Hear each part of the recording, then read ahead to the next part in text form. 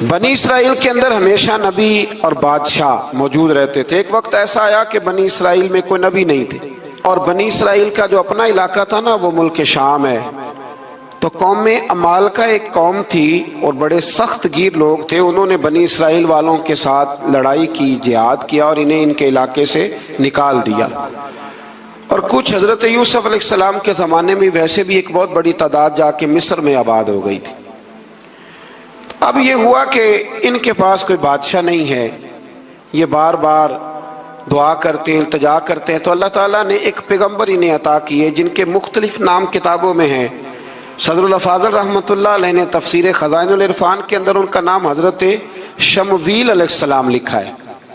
حضرت شمویل علیہ السلام کو اللہ تعالیٰ نے نبوت عطا فرمائی، اور جب حضرت شمویل علیہ السلام اللہ کے نبی ہوئے، بنی اسرائیل والوں کو یقین آیا کہ اللہ نے الحمدللہ ہمیں ایک نبی کے جھنڈے تلے جمع کر دیا ہے، تو پھر انہوں نے کہا کہ آپ ہمارے سامنے ایک بادشاہ بھی مقرر کریں تاکہ ہم اس کی سرپرستی میں جہاد کریں۔ جب انہوں نے یہ بات کی تو اللہ تبارک و تعالیٰ نے حضرت شمویل علیہ السلام کے ذمے لگایا۔ تو ایک اس زمانے میں اللہ کے نیک بندے تھے، جناب طالوت علیہ السلام ان کا نام تھا۔ تو حضرت شمویل علیہ السلام نے انہیں کہا کہ اللہ کریم نے نا تمہارا بادشاہ طالوت کو بنایا ہے، ان کا نام بھی قرآن مجید نے ذکر فرمایا ہے۔ تو بنی اسرائیل کے لوگ کہنے لگے یہ تو غریب آدمی ہے، وہ بکریاں چرایا کرتے تھے، لیکن علم میں بڑے پختہ تھے، وجود میں بڑے طاقتور تھے۔ تو کہا کہ یہ تو غریب آدمی ہے، تو ہم تو زیادہ حق رکھتے تھے کہ ہمیں بادشاہ بنایا جائے۔ تو حضرت طالوت علیہ السلام کے بادشاہ بننے کے بعد حضرت شمویل علیہ السلام نے جو بات کی، اللہ کریم نے اسے قرآن مجید میں بیان فرمایا۔ رب فرماتا ہے بسطۃ فی العلم والجسم، اسے اس لیے تمہارا بادشاہ بنایا گیا ہے کہ اسے ہم نے کشادگی دی ہے، علم میں بھی اور جسم میں بھی۔ بڑے ماشاءاللہ موٹے تازے تھے، وجود بڑا طاقتور تھا۔ کچھ موٹے تازے ہوتے ہیں پر طاقتور نہیں ہوتے، موٹے تازے بھی تھے اور طاقتور بھی تھے۔ فرمایا کہ وجود میں بھی طاقت ہے اور علم میں بھی اللہ نے انہیں وسعت عطا فرمائی۔ تو بنی اسرائیل والے کہنے لگے جی نہیں جی کوئی بندہ اور آ جائے، یہ ہمارا بہت بڑا مسئلہ ہے نا جی، ہر ایک کی مرضی کی نہ تو بات ہو سکتی ہے اور نہ ہر بندہ ہر ایک کی مرضی پر پورا۔ کہنے لگے نہیں جی کوئی اور ہونا چاہیے تھا، ہمیں کیسے پتا چلے گا کہ اللہ نے مقرر کیا ہے؟ بڑی خاص بات ہے، اس کو سمجھیے گا، یہ سارا مضمون آپ کو ملے گا اسی پارے کے آخر میں، آپ پڑھیں گے نا جی تو یہ سارا مضمون آپ کو ملے گا، اور آپ اگر سرسری نظر سے بھی اس کا مطالعہ کریں گے نا جا کے قرآن شریف کھول کے 15ویں سے 16ویں رکوع میں، آپ خوش ہوں گے کہ آپ کتنے اچھے نظریے اور عقیدے کے ماننے والے ہیں۔ تو جب کہا نا کہ طالوت کو ہمارا بادشاہ بنایا گیا تو دلیل کیا ہے؟ تو قرآن کہتا ہے کہ حضرت شمویل علیہ السلام نے فرمایا کہ تمہارا ایک تابوت تھا، ایک صندوق تھا تمہارے پاس، وہ صندوق تمہارا قوم عمال کا اٹھا کے لے گئی تھی۔ ان کے بادشاہ ہونے کی دلیل یہ ہے کہ اللہ تمہارا وہ صندوق تمہیں واپس کر دے گا، وہ تمہارا صندوق تمہیں واپس کر دے گا۔ اس صندوق میں کیا ہے؟ وہ حضرت آدم جنت سے ساتھ لے کے آئے تھے، اس میں تھا کیا؟ تو قرآن مجید کہتا ہے کہ اس کے اندر نا حضرت ہارون علیہ السلام اور حضرت موسیٰ علیہ السلام کے تبرکات تھے۔ تبرکات، کل میں ایک مولوی دیکھ رہا تھا بیچارہ، ایک بندہ نا مسجد نبی کے ساتھ غلاف اور شاید کوئی کفن تھا، وہ مسجد نبی کی دیواروں سے مس کر رہا تھا، تو وہ کہہ رہا تھا نہیں اس سے کیا ہوتا ہے، تبرک کوئی چیز نہیں، اچھے اعمال کی وجہ سے بندہ بخشا جائے گا۔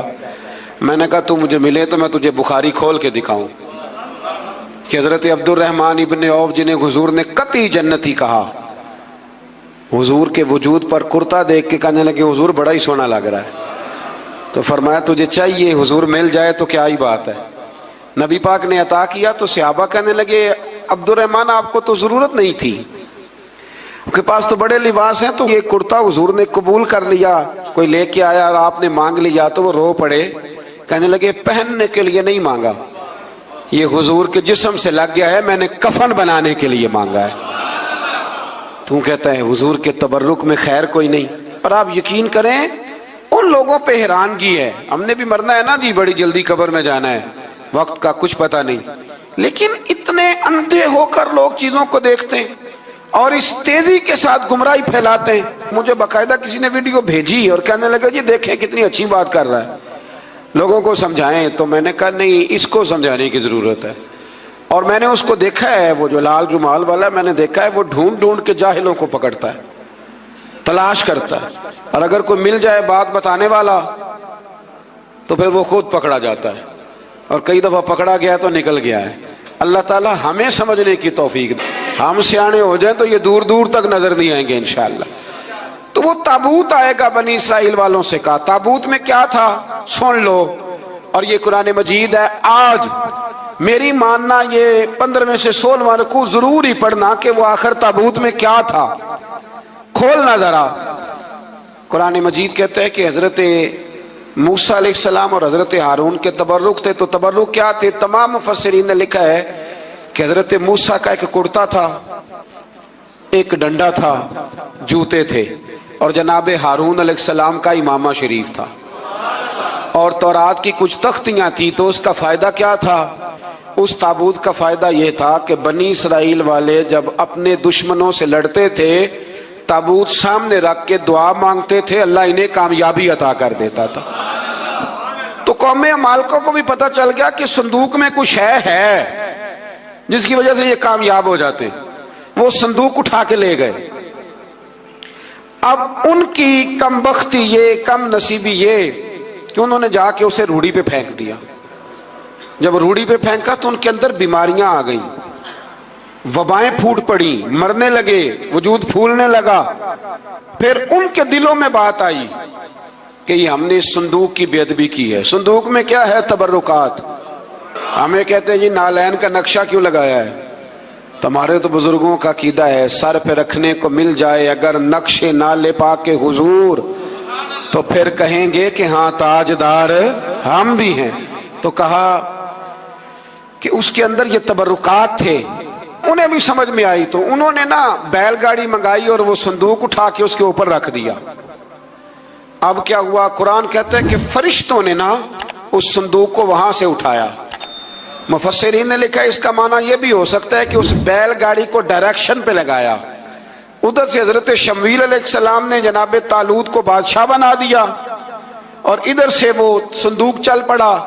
کہا بھئی ہم ان کو کیسے بادشاہ مانے؟ تو فرمایا بادشاہ اس طرح مانو گے کہ تمہارا وہ صندوق آ جائے گا، اور قرآن کہتے ہیں اس صندوق میں تمہارے دلوں کا سکون ہے، اس میں تمہارے دلوں کا۔ اور بھائی ہماری تو کوشش ہوتی ہے بزرگوں سے کوئی چیز مل جائے، اللہ والوں کا کوئی تبرک ہمارے ہاتھ آ جائے۔ تو وہ صندوق آ گیا، یہ مان گئے۔ اب جہاد کرنے نکلے تو لڑنا تھا جالوت کی قوم کے ساتھ، وہ بڑا سخت آدمی تھا، 3 من سونا اس نے وجود پہ پہنا ہوتا تھا۔ اس کی قوم سے لڑنا ہے، ٹوپی بڑی تگڑی پہنی ہوتی تھی لوہے کی۔ اب کون لڑے؟ ایک نوجوان تھے جن کا نام تھا داؤد علیہ السلام، وہ بھی بکریاں چرایا کرتے تھے۔ اور جن دنوں حضرت طالوت نکلے نا اپنی قوم کو لے کر جالوت کے خلاف لڑنے، تو حضرت داؤد بھی شامل ہو گئے۔ اللہ جب کسی کو نوازتا ہے نا تو پھر خاص ہی کرم نوازی کرتا ہے۔ مفسرین نے لکھا جب یہ جا رہے تھے نا، وہاں جا رہے تھے تو رستے میں انہیں 3 پتھر مل گئے، انہوں نے وہ تینوں پتھر اٹھا لیے۔ اس زمانے میں پتھر پھینکنے کے لیے چھوٹی چھوٹی لوگوں کے پاس چیزیں ہوا کرتی تھی، اس کو کوپھن بھی لوگ کہتے تھے، منجنیق، اس کو سامنے رکھ کے پھر بنائی گئی۔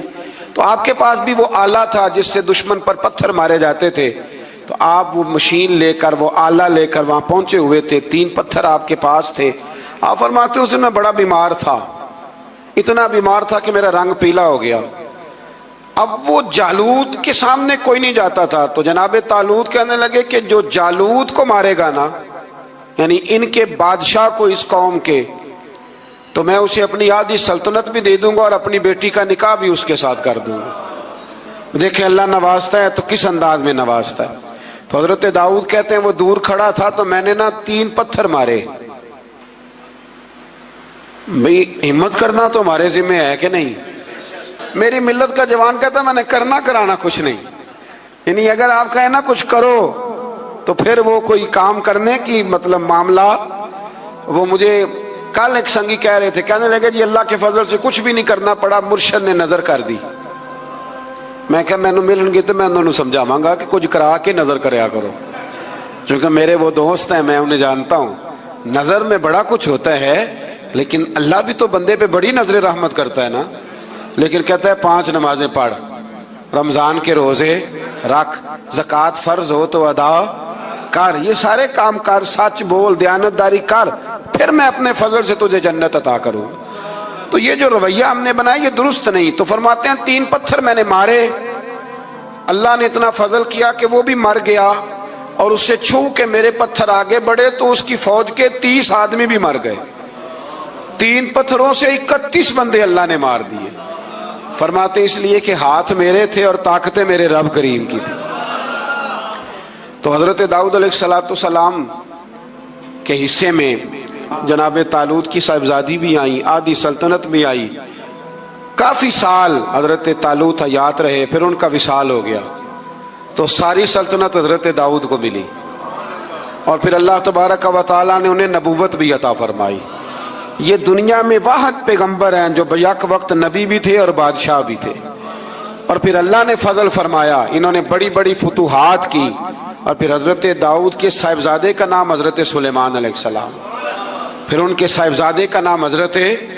تو یہ ہوا کیسے؟ یہ سارا کچھ اللہ تبارک و تعالیٰ کے فضل سے ہوا, اس کے کرم سے ہوا. اب اس واقعہ سے ہمیں کیا پتہ چلتا ہے؟ ہمیں یہ پتہ چلتا ہے کہ رب جب فضل فرمائے نا کسی پہ بھی, تو ہمیں اس بندے کو دیکھ کے راضی ہونا چاہیے, کوئی شکوہ نہیں کرنا چاہیے. اور دوسری بات یہ سمجھ لینا چاہیے کہ حکومتیں, مال, دولت یہ صرف سیاستوں سے نہیں ملتی, یہ خدا کے فضل سے ملتی. اور یہ بھی سمجھ لینا چاہیے کہ جو بزرگوں کے تبرکات ہوتے ہیں ان کی کیا ہی بات ہوتی ہے. کرتا ہے جس سے بچے والے کے دلوں کے اندر کجی پیدا ہو. رشتے کرانے والے کو کہا جاتا ہے کہ ہم نے کار بھی دینی ہے, یہ بھی بتا دینا رشتے والوں. بچے کی ماں کو سونے کی بالیاں بھی ڈالیں گے, تو یہ داستانیں کیوں سناتے ہو؟ پھر کہتے ہو لڑکوں والے لالچی ہو گئے. تو یہ کہانیاں ہم گھڑتے ہیں, جھوٹ خود لوگوں کے سامنے ہم رکھتے ہیں, اور بعد میں جب اوقات واضح ہوتی ہے پھر رشتے ٹوٹتے ہیں. رشتے جھوٹ پر قائم ہو تو قائم ہو جاتے ہیں, پر قائم رہتے نہیں, وہ ٹوٹ جاتے ہیں. رشتے وہی قائم رہتے ہیں جو رشتوں کے ساتھ قائم ہوا کرتے ہیں, جن کی بنیادیں خلوص ہوتی ہے. جھوٹ ہمیشہ انسان کو تباہ کرتا ہے. کیا حسن ہے میرے نبی پاک کے فرمان میں, کیا خوبصورتی ہے. حضور نے فرمایا الصدق ینجی والکذب یہلک. 2 جملوں میں کائنات کی ساری حقیقتیں بیان کر دی. حضور فرمانے لگے سچ بول, سچ تجھے نجات دلا دے گا, سچ تجھے بچا لے گا. والکذب یہلک, جھوٹ نہ بولنا تو ہلاک ہو جائے گا. جھوٹ نہ بولنا, یہ محبوب کا فرمان. جھوٹ تجھے ہلاک کر, ہر لحاظ سے بندہ جھوٹا تباہ ہوتا ہے. سیاسی, سماجی, کاروبار, معیشت, دنیا, رشتے, ہر چیز جھوٹ پہ مبنی. کچھ لوگوں کو بیماری ہے جھوٹ بولنے کی, لارا لگانے کی. کسی نے کہا یار اتنی ضرورت پڑ گئی, کہا کوئی مسئلہ ہی نہیں, تیرا حل ہو جائے گا. بھئی تیرے پاس نہیں ہے تو صاف انکار کر. جھوٹ بول کر جیتنے سے بہتر ہے انسان سچ بول کے ہار جائے. اس کو کہہ کہ بھائی نہیں میرے پاس گنجائش نہیں, کل آ جانا, پرسوں آ جانا, سویرے آ جانا, کیا ضرورت. ان سے انسان کا وقار مجروح ہوتا ہے. میرے نبی پاک علیہ السلام جس معاشرے میں تشریف لائے نا, اس معاشرے میں بڑے عیب پائے جاتے تھے. بچیوں کو زندہ دفن کر دیتے تھے, قتل و غارت تھی, سارا کچھ تھا. ابو سفیان کہتے ہیں ہم سارے جرم کرتے تھے, لیکن عرب کے لوگ جھوٹ نہیں بولتے. عرب کے لوگ یہ ذرا غور کرنا, انفرادی بات عرض کرنا. فرماتے چوری, چکاری, ظلم, بربریت سارا کچھ تھا, اور ہم سمجھتے تھے کہ جھوٹ بولنا ہمارے حسب نسب کے خلاف ہے, یہ ہماری شان مردانگی کے خلاف. ہم کہا کرتے تھے کمزور لوگ جھوٹ بولتے, بزدل لوگ جھوٹ بولتے. جو لوگ حسب نسب والے ہوتے ہیں, کردار و عمل والے ہوتے ہیں, سردار ہوتے ہیں, جن کا پیچھے کوئی بیک گراؤنڈ ہوتا ہے, وہ لوگ کبھی جھوٹ ہے. میرے نبی پاک علیہ السلام کا فرمان ابو داؤد شریف میں موجود ہے. ایک صحابی نے کہا یا رسول اللہ بخل بڑی بری چیز ہے, کیا مومن بخیل ہوتا ہے؟ نبی پاک صلی اللہ علیہ وسلم نے فرمایا ہاں کبھی کبھی مومن کنجوسی کرتا ہے, ہو جاتی ہے, اگرچہ نہیں ہونی چاہیے. یا رسول اللہ مومن بزدل بھی ہوتا ہے؟ فرمایا ہو جاتا ہے. عرض کیا یکون المومن کذابا, یا رسول اللہ مومن جھوٹا بھی ہوتا ہے؟ فرمایا قال لا، مومن سب کچھ ہو سکتا ہے پر مومن جھوٹا ہو سکتا، مومن جھوٹ بول سکتا، جھوٹ نہیں اس کی زبان سے نکلتا، یہ مومن کی شان ہی نہیں۔ عرب کے لوگ کہتے ہیں کہ جھوٹ ہماری مردانگی کے خلاف، ہمارے تو ملک میں جتنا بڑا جھوٹا ہوتا ہے اللہ ماشاءاللہ اتنا وہ بڑا قد کر جاتا ہے۔ اس کو ہمارے ملک میں لوگوں نے سیاست نام ہی جھوٹ کا سمجھا۔ ٹی وی پہ بیٹھ کر بہت بڑی جماعت کا بہت بڑا سربراہ کہتا ہے فلانا کام 6 مہینے میں ہو جائے گا، ناراض ہو گئے آپ لوگ؟ چلو جو کوئی گل نہیں، بہت بڑی بات 6 مہینے میں ختم، ٹھیک ہو جائے گا آپ کا مسئلہ۔ 6 مہینے کے بعد جب پوچھا جاتا ہے تو کہتے ہیں سیاسی بیان تھا، رات گئی تو اتنا ظلم، شرم ہی نہیں آئی۔ ابو سفیان کہتے ہیں کہ نبی پاک صلی اللہ علیہ وسلم کے جب کچھ صحابہ چلے گئے نا ہجرت کر کے حبشہ کی طرف، تو حبشہ کے نجاشی بادشاہ نے مسلمانوں کو بھی بلایا اور پیچھے سے جو قریش لینے گئے انہیں بھی بلایا، بات چیت ہو گئی تو اس کے دل میں خیال آیا کہ میں کسی سردار سے نہ پوچھوں بات کیا ہے۔ ابو سفیان کہتے ہیں میں تجارت کی غرض سے حبشہ گیا ہوا تھا، تو نجاشی بادشاہ کے کچھ لوگ آئے اور مجھے لے گئے، کہنے لگے بادشاہ بلاتا ہے، کہتے میں سردار تھا۔ بادشاہ نے جب بلایا تو اس نے نبی پاک علیہ السلام کے بارے میں مجھ سے سوال و جواب شروع کیے، تو میں نے وہ رٹی رٹائی گردان جو سارے پڑھا کرتے تھے وہ میں نے پڑھ دی کہ معاذ اللہ جادوگر ہے، ساحر ہے، کاہن ہے، لڑائیاں کرا دی، نیا مذہب لے آئے، معاذ اللہ وہ جو گردان عرب کے لوگوں نے، ابو جہل نے، ابو لہب نے رٹی ہوئی تھی میں نے سنا دی۔ کہتے اس نے ایک سوال پوچھا، اس نے کہا چل ابو سفیان جو تو کہتا ہے ٹھیک ہی کہتا ہوگا معاذ اللہ، لیکن یہ بتا کہ کیا کبھی انہوں نے جھوٹ بھی بولا ہے؟ کیا انہوں نے کبھی، بہت بڑی بات ہے اس کو سمجھنا۔ ابو سفیان کہتے ہیں کہ میرے دل میں 1 منٹ کے لیے خیال آیا کہ میں جھوٹ بول دوں، کہہ دوں کہ وہ بولتے ہیں معاذ اللہ جھوٹ، لیکن پھر میرے اندر سے آواز آئی کہ تو قبیلے کا سردار ہے، اور جو مردانگی والے لوگ ہوتے ہیں ان کی زبانوں سے کچے جملے نہیں نکلتے، وہ جھوٹ نہیں بول۔ جو کسی منصب پر فائز لوگ ہوتے ہیں وہ ایسے ہی ان کی زبان ہر وقت چسکے کے لیے تھوڑا یہاں جھوٹ تھوڑا وہاں جھوٹ نہیں پھینکتے، وہ لوگ جھوٹے نہیں ہوتے۔ تو سردار ہے، تو چودھری ہے، تو سربراہ ہے، تو اہل ہے، تو منصب والا ہے، جھوٹ بولے گا؟ کہتے مجھے کہنے لگا سوچ کیا رہے ہو، بتاؤ کبھی جھوٹ بولا ہے؟ ابو سفیان کہتے ہیں میں نے فیصلہ کیا، میں نے کہا نہیں میں سردار ہو کے جھوٹ بولوں؟ کہتے ہیں میں فوراً بول پڑا، میں نے کہا وہ رشتے میں میرے بھتیجے لگتے ہیں، میرے سامنے آنکھ کھولی، میرے سامنے بچپن گزرا، میرے سامنے جوانی گزری، میرے سامنے شادی ہوئی، میں نے ان کی زندگی کے بڑے رنگ دیکھے، میں نے انہیں ماں سے بچھڑتے بھی دیکھا، دادا کی گود میں کھیلتے بھی دیکھا، پھر دادا کے جنازے پر بھی دیکھا، میں نے انہیں ہر حال میں دکھ اور سکھ میں دیکھا۔ کہنے لگا نجاشی سارے اختلاف اپنی جگہ پر میں نے اس رسول کو اس وقت بھی دیکھا جب مکے کے لوگ ہتھیلیوں پہ اٹھاتے تھے، اور آج بھی دیکھتا ہوں جب لوگوں نے پتھر اٹھائے ہوئے ہیں، میرا بھتیجا بھی ہے، میرا اپنا بھی ہے، میرا رائے کا شدید اختلاف بھی ہے، لیکن میں جھوٹ نہیں بولوں گا۔ وہ میرا بھتیجا دکھ میں ہو یا سکھ میں ہو، وہ آسانی میں ہو یا تکلیف میں ہو، امیر کے پاس بیٹھے یا غریب کے پاس بیٹھے، اس کی زبان سے جب بھی نکلتا ہے حق اور سچ ہی نکلتا ہے۔ اس نے زندگی میں کبھی جھوٹ بولا؟ اسیر دشمن کی چاہ میں بھی، مخالفوں کی نگاہ میں بھی امی ہے، صادق ہے، معتبر ہے، میرا پیغمبر عظیم ہے، میرا پیغمبر عظیم تر ہے۔ کہا ان کی زبان سے کبھی جھوٹ نکلا؟ کبھی نہیں نکلا ان کی زبان سے جھوٹ۔ تو کہتے اب نجاشی نے فیصلہ سنایا، نجاشی نے بات کی، فیصلہ سنایا تو کمال کر دی۔ کیا بات کی نجاشی نے؟ کہنے لگا ابو سفیان پھر تم کس طرح کہتے ہو کہ ان کا دین سچا نہیں؟ کہنے لگے جو بندوں کے معاملے میں جھوٹ نہیں بولتا وہ رب کے معاملے میں کیسے بولے گا؟ جو بندوں کے معاملات میں جھوٹ نہیں بولتا ان سے یہ توقع کیسے رکھتے ہو کہ وہ اللہ کے معاملے میں جھوٹ بولیں گے؟ فرمایا مان کیوں نہیں جاتے کہ اگر وہ بندوں کے حق میں سچے ہیں تو اللہ کے پیغام کے حق میں بھی سچے۔ سچائیاں حسن ہے، سچائی حسن ہے، سچائی ایک خوبصورتی ہے، سچائی تیرا وقار ہے۔ دیکھیں نا تیرے جملوں کے لوگ قیدی ہو گئے، اور جب ٹٹول کے دیکھا تو اندر سے تو کچھ اور نکل آیا، کل تو کچھ کہہ رہا تھا، سویرے اٹھ کے تو کچھ کہہ رہا، تیرے لفظ کچھ ہے، تیرا رویہ کچھ اور ہے۔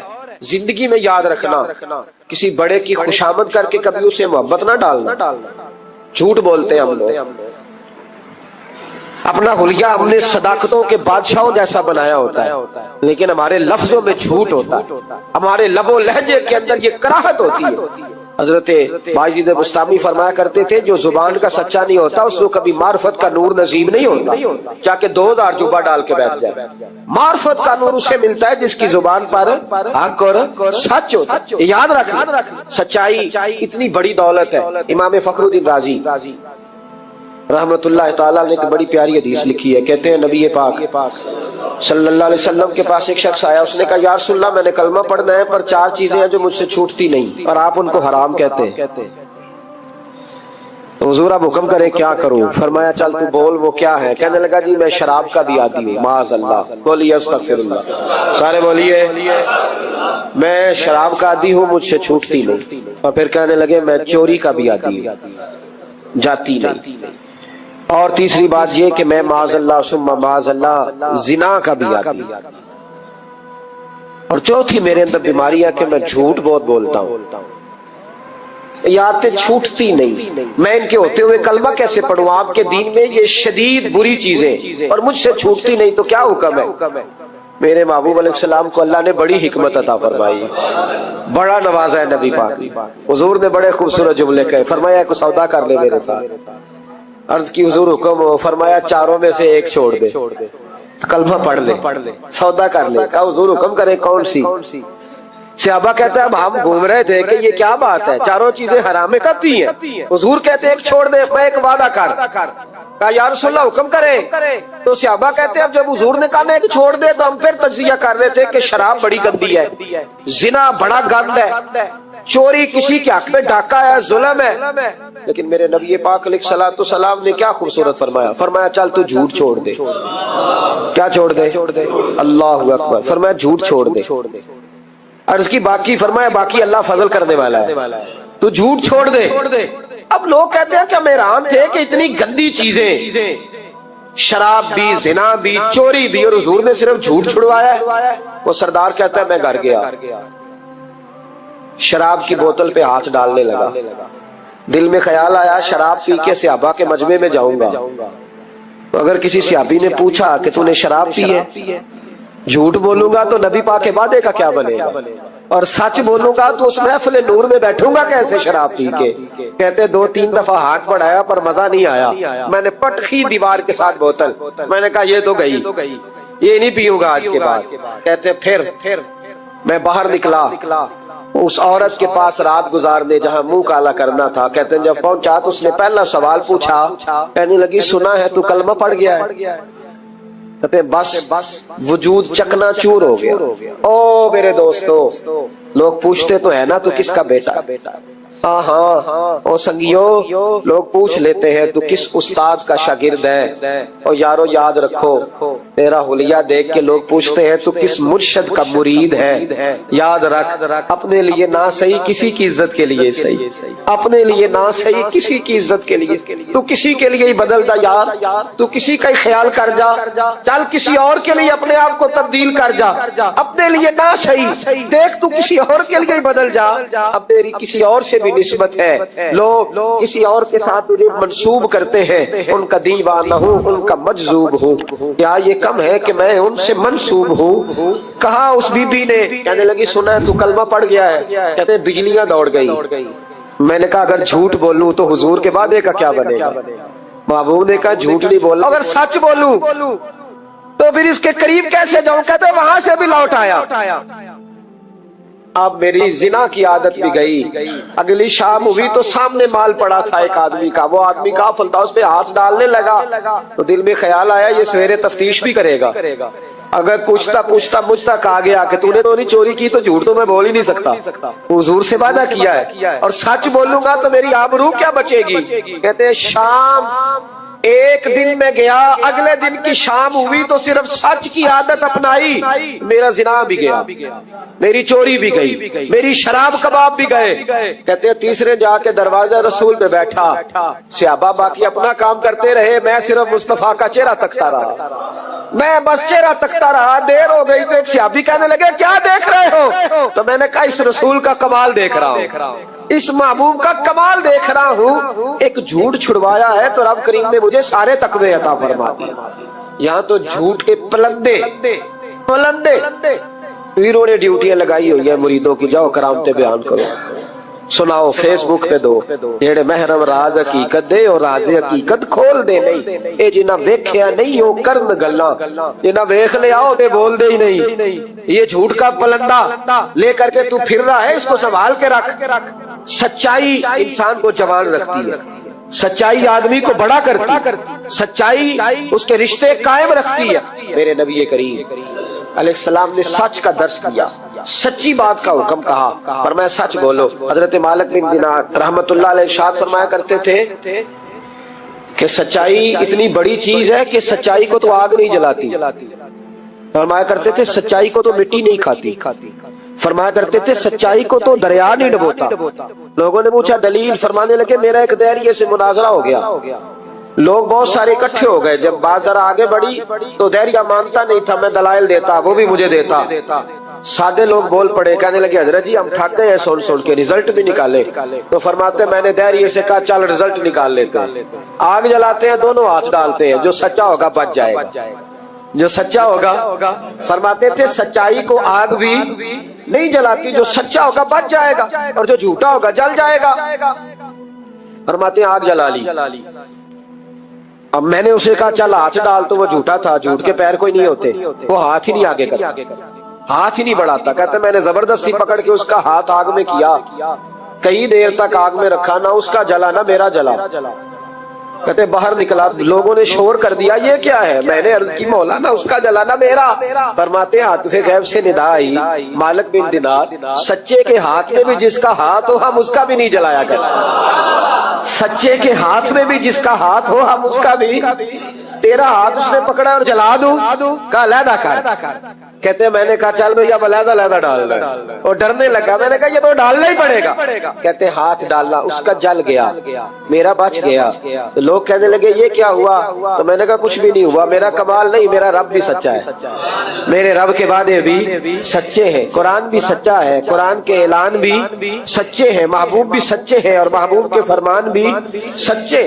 سچائیاں تو آگ میں ڈالے تو نہیں جلتی، ہم لوگ کیسے علیحدہ علیحدہ ہو جاتے۔ اور پھر میں نے عرض کی کہ کوئی فائدہ نہیں ہوتا لوگوں کا، بلا وجہ جھوٹ بولتے، جھوٹی خوابیں بیان کرتے، جھوٹے نظریات اور جھوٹی کہانیاں لوگ گھڑ کے بیان کرتے، آتے ہیں تو قصیدہ خوانی کرتے، بادشاہوں کے، پیروں کے، علماء کے قصیدے پڑھتے ہیں، آ کے ان کو کہتے ہیں کیا بات ہے کیا بات۔ نہ بھائی وہ تعریف ہوتی نہیں جو منہ پہ کی جاتی، تعریف تو وہ ہوتی ہے جو تو کسی تیسری جگہ جا کے بیٹھ کے کرتا ہے۔ یہ میری بات یاد رکھنا، جو منہ پہ کی جاتی ہے وہ خوشامد ہوتی ہے۔ حضرت سیدنا عمر فاروق رضی اللہ تعالیٰ عنہ فرمایا کرتے تھے جو میری تعریف کرتا ہے میرا دل کرتا ہے کہ اس کے منہ میں مٹی ڈالوں۔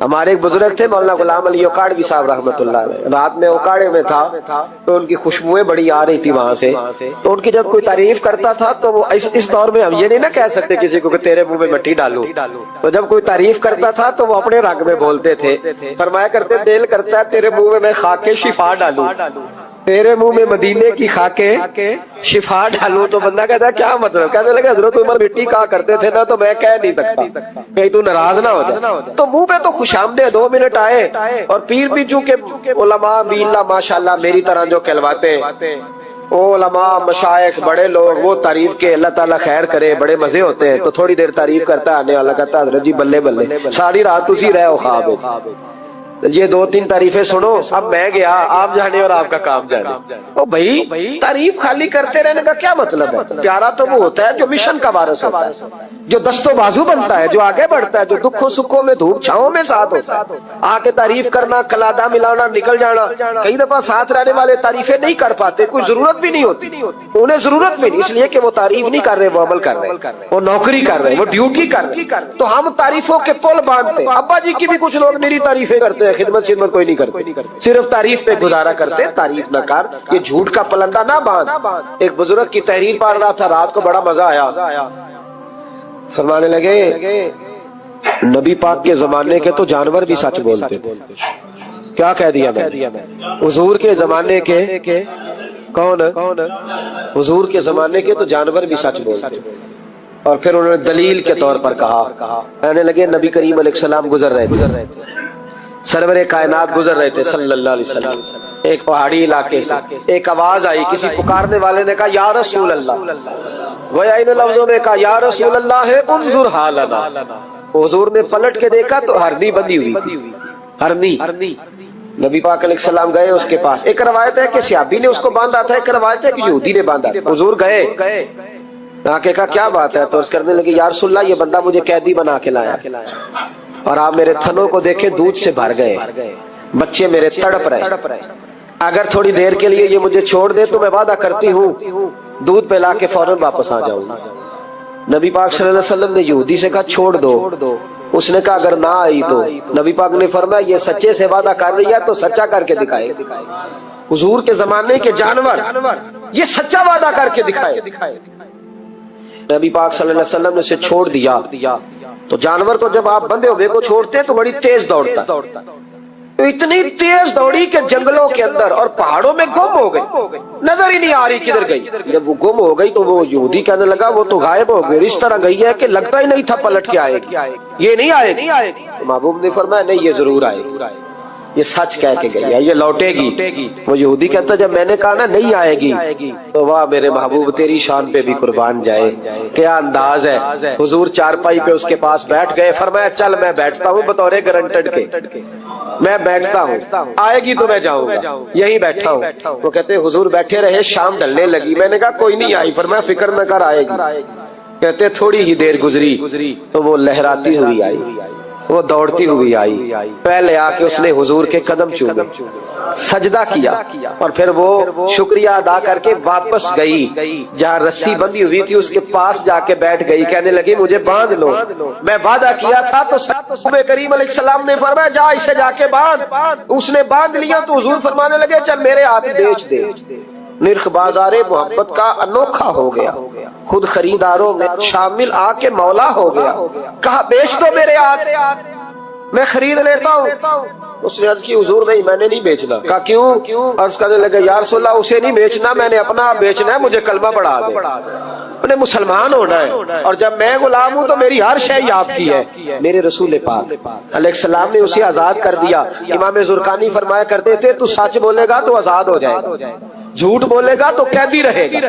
حضور نے اسے سچ کی برکت سے آزاد کر، الصدق ینجی، سچ تجھے نجات دلاتا ہے، سچ تجھے بچا لیتا ہے، سچائیاں انسان کو زندہ رکھتی ہیں۔ آپ دیکھ لیں اس ملک کے اندر کتنے سیاستدان آئے، پھر وہ گزر گئے، اللہ جانے کہاں گئے، بیوروکریٹس آئے گزر گئے، جو لوگ سچ بولتے ہیں وہ قائم رہتے ہیں، جن کے افکار میں سچائیاں تھیں، جن کے کردار میں گفتگو میں سچائیاں تھیں وہ موجود ہیں۔ زمانہ سارا گزر جائے گا لیکن حضرت خواجہ معین الدین اجمیری کا مزار چمکتا ہی رہے گا، دنیا کہیں سے کہیں پہنچ جائے پر بابا فرید الدین کی شان میں کمی آ سکتی نہیں۔ اور سارے لاہور میں جب سناٹا چھا جاتا ہے تو داتا علی اجمیری کے مزار پر اس وقت بھی قرآن پاک کی تلاوت ہو رہی ہوتی، جو سچ لے کے آئے اور جنہوں نے سچائیاں بکھیری، ان کا کمال یہ دیکھو کہ آج بھی وہ چمک رہے ہیں، سچائیاں باقی رہتی ہیں۔ ہمیں تو قرآن پاک نے حکم دیا یا ایھا الذین آمنوا اتقوا اللہ وکونوا مع الصادقین، اللہ سے ڈرو اور سچوں کے ساتھ رہا کرو، جھوٹوں سے یرانے نہ لگاؤ، جھوٹے لوگوں کے ساتھ تعلقات نہ بناؤ، سچوں لوگوں کے ساتھ رہو، سچائیوں کا ساتھ دو، سچ ہمیشہ اپنے دامن میں رکھو۔ میرے نبی پاک صلی اللہ علیہ وسلم کے ایک صحابی تھے تو کاغذ قلم لے کے بیٹھتے، اب تو ہمیں علم کی قدر نہیں ہے نا، بڑی بڑی حسین باتیں ہوتی ہیں پر وہ 2-4 گھنٹے سننے کے بعد بھول جاتی ہیں، چونکہ محفوظ کرنے کا معیار ہی نہیں، طبیعت ہی نہیں۔ تو وہ صحابی جب حضور کی بارگاہ میں آیا کرتے تھے تو کاغذ قلم لے کے آتے، محبوب جو بھی ارشاد فرماتے لکھ لیتے۔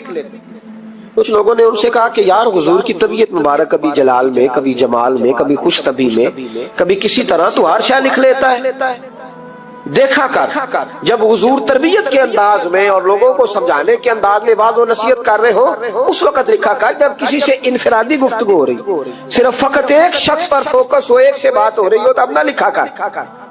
جب اجتماعی طور پر کوئی دستور کوئی منشور دیا جائے تب لکھا کر، تو ہر بات لکھتا ہے حضور، کبھی مسکرا کے بات کرتے ہیں کبھی جلال میں۔ اس نے کہا یار تیرا فلسفہ تو ٹھیک ہے، لکھنا چھوڑ دیا۔ کہتے ہیں اگلی شام میں بغیر کاغذ قلم کے آیا تو محبوب علیہ السلام نے فرمایا تیرے کاغذ پینسل کدھر ہے؟ تیرا کاغذ پینسل کدھر ہے؟ مجمع میں بیٹھے لوگ سمجھتے ہیں شاید سامنے والے کو اتنے لوگوں میں خبر نہیں، لیکن جو تاڑنے والے ہیں وہ قیامت کی نظر رکھتے ہیں، وہ خبر ہوتی ہے کہ کہاں کیا ہو رہا ہے۔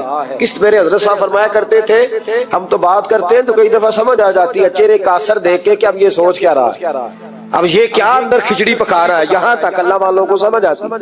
کہتے ہیں نبی پاک علیہ السلام نے جب پوچھا نا کاغذ قلم کہاں ہے تو میرے آنسو ہی نکل گئے۔ میں نے کہا اس کا مطلب ہے کہ میرے محبوب کی مجھ پہ نظر رہتی ہے کہ اس حال میں آتا ہے، کس طرح آ کے بیٹھتا ہے، کیا اس کا انداز ہے، حضور کو پتا ہے۔ فرماتے ہیں میں رو پڑا، کاغذ قلم کدھر ہے؟ عرض کی یا رسول اللہ صلی اللہ علیہ وسلم، کچھ لوگوں نے کہا تھا کہ حضور کبھی جلال میں کبھی جمال میں کبھی انفرادی گفتگو کرتے ہیں تو ہر شے لکھتا ہے، خاص موقع کے بعد و نصیحت لکھا کر۔ تو فرماتے ہیں میرے نبی پاک علیہ الصلوۃ والسلام نے فرمایا اکتب، تو لکھا کر۔ میں کسی حال میں بھی ہوں، کسی رنگ میں بھی ہوں، کسی موقع پر بھی ہوں، میرے منہ سے جو بھی نکلتا ہے حق اور سچ ہی نکلتا ہے۔ اتنی دولت اور شہرت کی محبت انسان کے باطن میں تباہی کرتی ہے۔ یہ چیزیں ہمیں جکڑ رہی ہیں تیزی سے، شہرت، اقتدار، چاہا جانا، گلی کا نام میرے نام پہ ہو جائے، محلے کا نام میرے نام پہ ہو جائے، برادری کا بڑا مجھے مان لیا جائے، فلانی شے میری، میں یہ ہوتا ہوں، میں وہ ہوتا ہوں۔ بھائی ان چیزوں کی تو جگہ ہی نہیں تھی تیرے دل میں، یہ کدھر سے آ گئیں؟ تیرے دل میں تو تیرے لیے تو نسخہ یہ تجویز کیا گیا تھا کہ تیری جان سے بھی زیادہ قریب رسول پاک ہے۔ تجھے تو صبح سے شام تک دیکھنا تھا کہ تو نے محبوب کی نعت کتنی پڑھی ہے، تو نے تو دیکھنا تھا دل میں تڑپ کتنی ہے رسول پاک کے لیے، حضور کی سنت کا، شریعت کا پاس کتنا ہے۔ صبح سے شام تک تو نے تو یہ سوچنا تھا کہ میں خدمت دین متین میں اپنا کردار کتنا ادا کر سکوں۔ تجھے زندہ رکھنا ہے، تیری روح کو اگر بچنا ہے تو وہ نبی پاک کی محبت سے بچے گی۔ مرکزی نقطہ فاضل بریلوی نے سمجھایا ہے ایمان کا، مرکزی نقطہ۔ سب لوگ کہتے ہیں دنیا میں صبح و شام دعائیں مانگی جاتی ہیں، یا اللہ با ایمان لے جانا، یا اللہ با ایمان لے جانا، یا اللہ با ایمان لے جانا، اللہ ایمان پہ خاتمہ کرنا۔ تو اعلیٰ حضرت فرماتے ہیں مجھے تو خاتمہ بالخیر کا پتہ بھی چل گیا کیسے ہوتا ہے۔ حضور کس طرح ہوتا ہے؟ فرماتے ہیں انہیں جانا انہیں مانا، نہ رکھا غیر سے کام۔ اس پر ایک نتیجہ مرتب ہوا ہے، وہ بھی اگلے مصرے میں بیان کرتے ہیں۔ فرماتے ہیں کہ انہیں جانا اور انہیں مانا، پھر نہ رکھا غیر سے کام، تو نتیجہ کیا نکلا؟ للہ الحمد، میں دنیا سے مسلمان گیا، کہ شکر ہے اللہ کا میرا ایمان سلامت رہا۔ ہم اگر اپنے دل کو اس محبت میں لے آئیں گے نا میرے بھائی، تو پھر نہ رکھا غیر سے کام۔ میں آپ کو یقین سے بتاتا ہوں کہ بس کر دیں جی ڈرون شرون، ہمارا کیا لینا دینا ان چکروں سے، اللہ آپ کو جزائے خیر عطا فرمائے۔ ہم تو آپ سے بات کرنے آئے ہیں اور آپ بات سننے آئے ہیں، اللہ خیر فرمائے۔ کسی درویش کا آئینہ ٹوٹ گیا تھا تو کہا جناب آئینہ ٹوٹ گیا، فرمانے لگے چلو شکر ہے اپنا آپ دیکھنے سے جان تو چھوٹی، اپنا آپ ہی دیکھتے رہتے تھے۔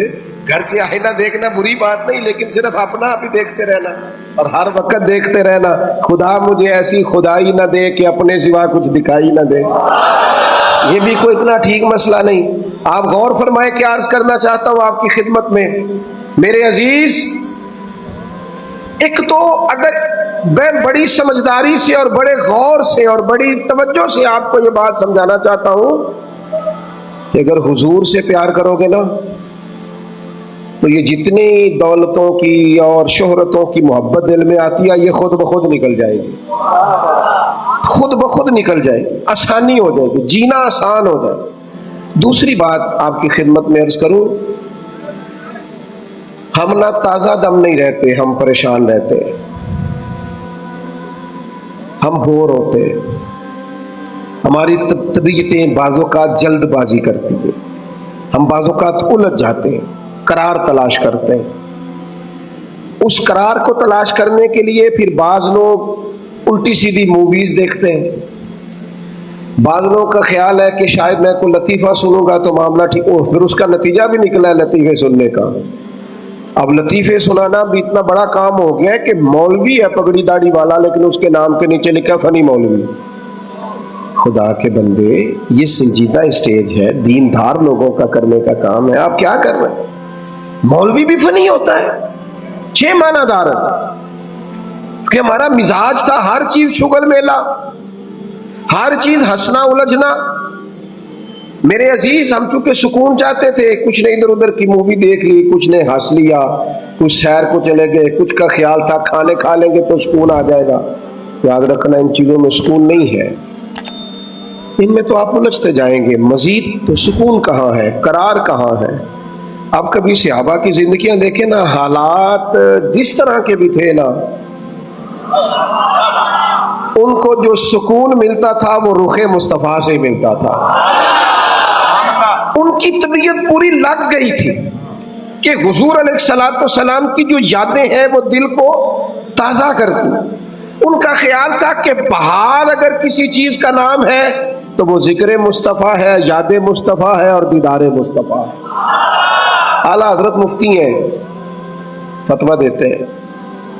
اعلیٰ حضرت مفسر قرآن ہے، کنز الایمان بذات خود ایک تفسیر ہے، ترجمہ ہی تفسیری ہے. اعلیٰ حضرت محدث ہیں. وہ جب احادیث مبارکہ کا حوالہ دیتے ہیں تو یوں لگتا ہے کہ جیسے بڑی گہری نظر ہے ان کی، راویان حدیث پر بھی، اصول پر بھی، اور حافظہ بھی مضبوط ہے حفظ حدیث کے لحاظ. ساری چیزیں ان کے پاس تھیں، لیکن وہ پتہ کیا کہتے تھے؟ کہتے تھے یہ جو میرا دل چمکدار ہے نا، اور یہ جو میری طبیعت ہلکی پھلکی ہے، اس کی وجہ یہ ہے کہ ان کی مہک نے دل کے غنچے کھلا دیے. یہ میں نہیں آپ کو تقریر سنا رہا، میں تو جذبات کا اظہار کر رہا ہوں. ان کی مہک نے دل کے غنچے کھلا دیے ہیں. تو کیوں غنچے کھلا دیے؟ کہتے میرے نبی کا کمال یہ ہے کہ وہ جس راہ چل دیے ہیں کوچے بسا دیے. وہ جس راہ بھی چل دیے ہیں کوچے، حضور پر تھوڑا گزر جائے تو کام ہو جاتا ہے. قرار، سکون، سارے دکھ مٹ جائیں گے اگر دل حضور سے لگا لو گے، اگر محبتوں کا مرکز رسول پاک کو بنا لو گے. آپ دیکھیں احد کے میدان کے اندر کافر نے ایک بڑی عجیب سازش کی مسلمانوں کو پریشان کرنے کے لیے. اور بھائی آپ لوگوں کی وجہ سے اگر اتنے لوگ تکلیف میں ہیں تو آپ کو سمجھ جلدی سے بیٹھ جائیں جی، جلدی سے جی، فیصلہ کرنے میں اتنی دیر، اللہ آپ کو سلامت رکھے، بیٹھ جائیں جی. اب آپ کھڑے ہیں جناب، آپ بھی بیٹھ جائیں، اللہ آپ کو برکت عطا فرمائے. اچھا ایک بندہ محفل میں کھڑا ہو جاتا ہے موبائل لے کے، اللہ انہوں سمجھنا چاہیے کہ باقی سارے کل بھی ہیں موبائل. خدا کے بندے، آپ کی وجہ سے اتنے لوگ پیچھے اگر پریشان ہیں تو آپ کو سمجھنا چاہیے اس چیز کو. اللہ تعالیٰ آپ سب کو ہنستا اور مسکراتا رکھے. نبی پاک کی ذات سے جب آپ کی کامل وابستگی ہو جائے گی نا تو حضور کی ذات والا کا پیار، اور پیار ناروں والا نہیں ہونا چاہیے خالی کالی جل سے محفل میں اور مائک ہاتھ میں آیا تو عشق کا دعویٰ تگڑا، خالی اس طرح نہیں. تنہائی میں بھی تو روئے حضور بھی حاضری لگ جائے گی کہ 4000 بندہ چاہیے حاضری لوان لی. حضور کی بارگاہ میں تو جہاں بیٹھ کے بھی پڑھے حاضری لگ جاتی ہے. اس کے لیے کیا ساج سمر کے مجلس ہی فقط ہو تو حاضری لگتی ہے؟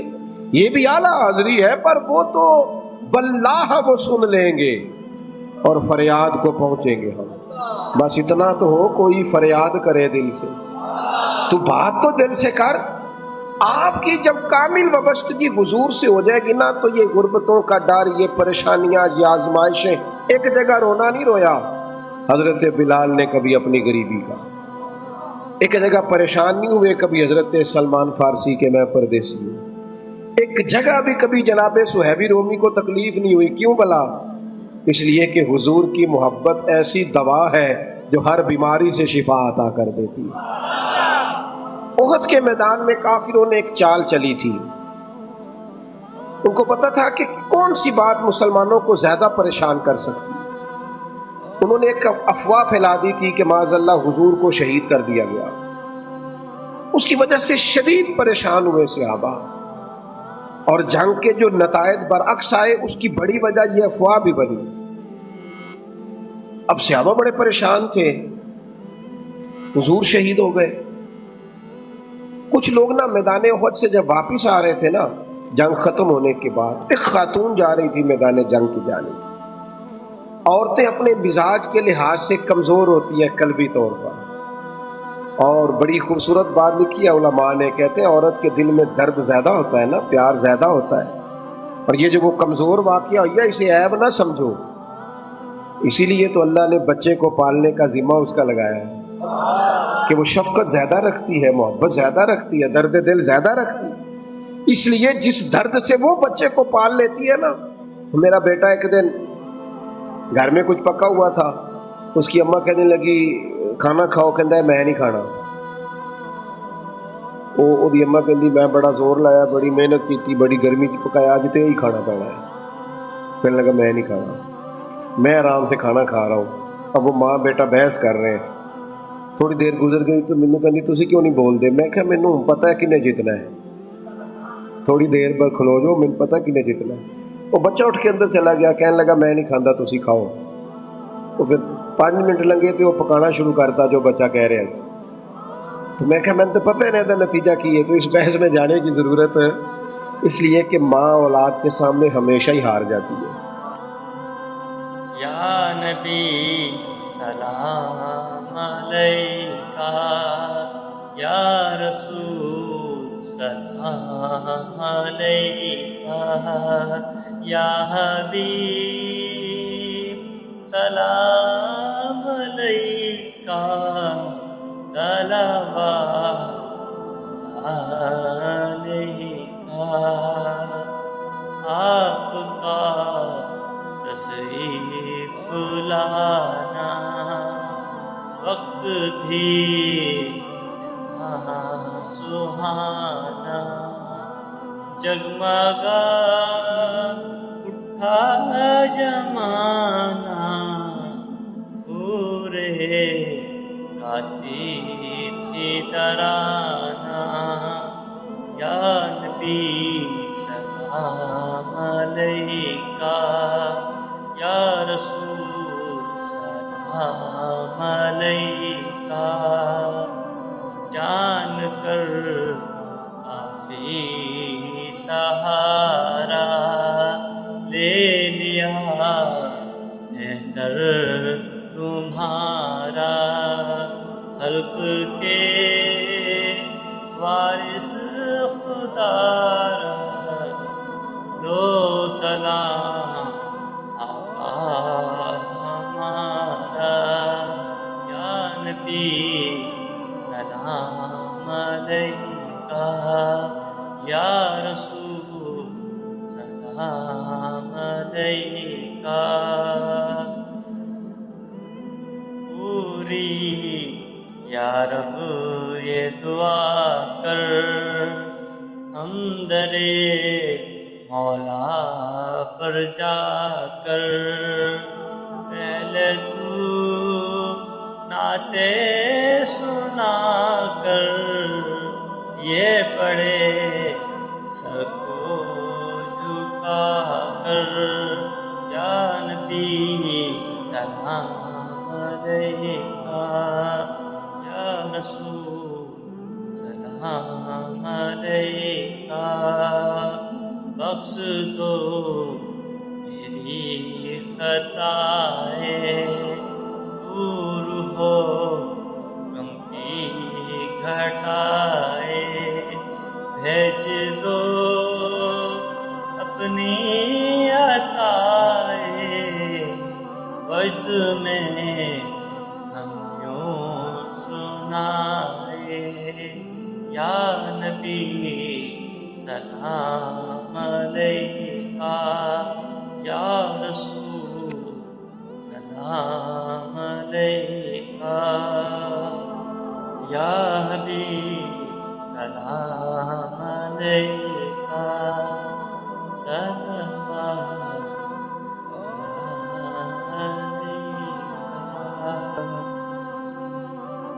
مسند امام احمد بن حنبل 14 جلدوں میں ہے مارکیٹ میں، اور مجھے تو خیر پسند ہی بڑی ہے.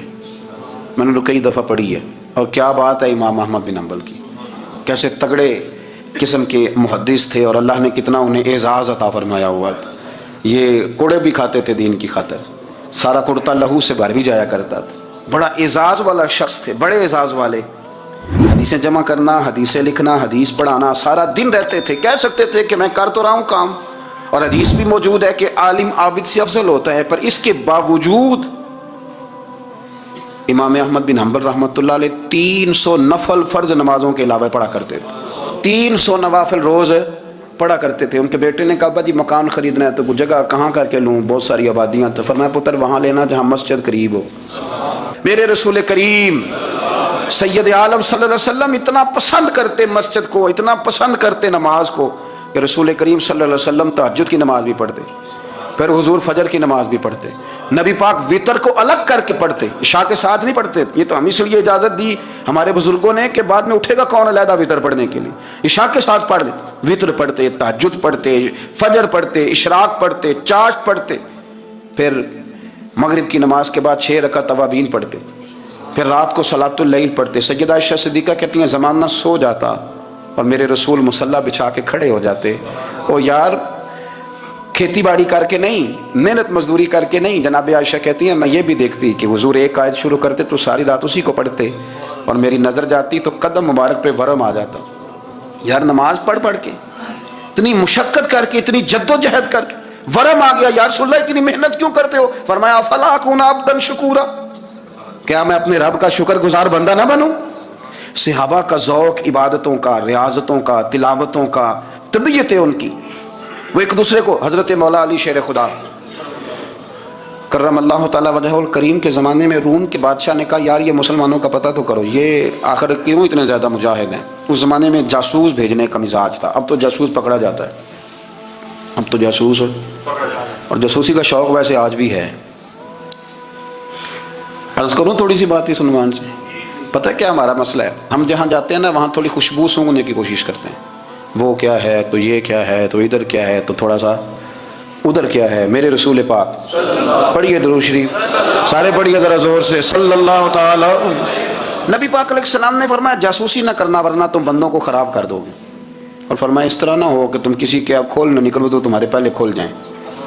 یہ جو ذوق ہے نا یہ ختم کریں, چھوڑیں. مطلب آپ کس چکر میں پڑے ہوئے ہیں, اتنی زیادہ توجہ کرنے کی کیا ضرورت ہے. نیک کام سے کام رکھیں, اس میں بندہ تھوڑا سا نا آسان رہتا ہے. یہ جو بہت زیادہ ٹٹولنے والے لوگ ہوتے ہیں نا وہ بیچارے پھر عمر ٹٹولتے ہی گزار دیتے ہیں, اس لیے کہ مزاج ہی بہت پکا ہے. بوری کا منہ کھول کے اندر تک ہاتھ ڈالنا, تو پھر کئی دفعہ سامنے سے بچھو بھی لڑ جاتا ہے, خرابی ہوتی ہے. تو جاسوسی کی جاتی تھی. اس نے بھی جاسوس بھیجے, کیونکہ قبیلوں کے لوگ تھے, کچھ مسلم کچھ کافر, پہچانے نہیں جاتے تھے لوگ. تو کچھ لوگ اس نے بھیجے, انہوں نے آ کے نا تحقیق کی, ریسرچ کری کہ آخر ماجرا کیا ہے. تو واپس جا کے انہوں نے رپورٹ دی نا روم کے بادشاہ کو. اس رپورٹ کا ایک جملہ بڑا شاندار ہے. وہ کہنے لگا بادشاہ ہمیں مسلمانوں کی کوئی سمجھ نہیں آئی, ہمیں کوئی سمجھ نہیں آئی. انہوں نے کہا کیوں نہیں سمجھ آئی؟ کہنے لگے یار عجیب بندے ہیں, جب رات مصلے پہ بیٹھتے ہیں تو یوں لگتا ہے ان کا دنیا سے رشتہ ہی کوئی نہیں, کوئی کسی کو نہیں جانتا. کوئی اپنے دکھ سنا کے رو رہا ہے, کوئی اپنی بات کر کے رو رہا ہے, لگتا ہے کہ ان کا کوئی رشتہ ہے ہی نہیں جب مصلے پہ بیٹھتے ہیں. اور فرمایا جب سویرے یہ جہاد کرنے نکلتے ہیں تو لگتا ہے ان سے زیادہ دلیر ہی کوئی نہیں. حالانکہ جو مسلوں پہ رونے دھونے کے لوگ ہوتے ہیں وہ کئی دفعہ جہاد میں کام نہیں کرتے, لیکن عجیب لوگ ہیں کہ رات کے راہب ہیں, دن کے مجاہد ہیں, کوئی سمجھ نہیں آتی. میرے عزیز ان لوگوں نے مصلی آباد کر کے رکھا, تلاوتیں ان کا ذوق رہی, منظر روز پڑھنا, اسباق پڑھنا, وظائف پڑھنا, یہ ان کا ذوق رہا. اعلیٰ حضرت بریلوی رحمت اللہ نے 1000 کتاب لکھی ہے, لیکن الوظیفۃ الکریمہ کے نام سے جو وہ صبح و شام وظائف پڑھتے تھے وہ الگ انہوں نے ان کو بیان کیا. پابندی کے ساتھ اپنی اللہ اللہ کرتے تھے. شیخ شہاب الدین سہروردی رحمت اللہ علیہ اس پر ایک بندے نے اعتراض کیا. اس نے کہا جی آپ کس قسم کے صوفی ہیں, مرید بیٹھے ہیں اور آپ وہاں نفل پڑھ رہے ہیں.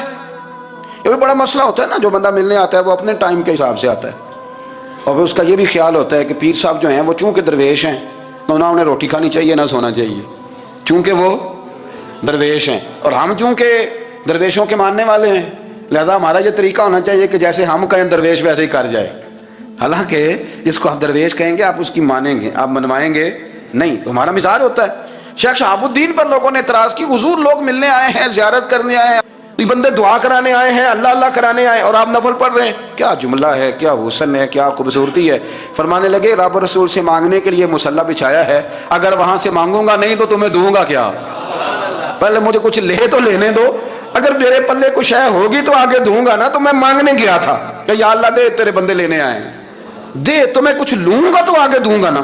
لیکن ہمارا یہ سٹیٹس، یہ مزاج، یہ شعور نہیں ہے۔ گپیں، کہانیاں، داستانیں، گفتگو، خطابت، واز، کیا بات۔ لیکن اگر کچھ کرنے کا کام ہو تو وہ نہیں ہم سے ہوتا۔ میرے نبی کریم علیہ الصلوۃ والسلام نے مصلی سے دل لگانے کا درس دیا، حضور نے توجہ دلائی، صحابہ اس ذوق کے حامل لوگ تھے۔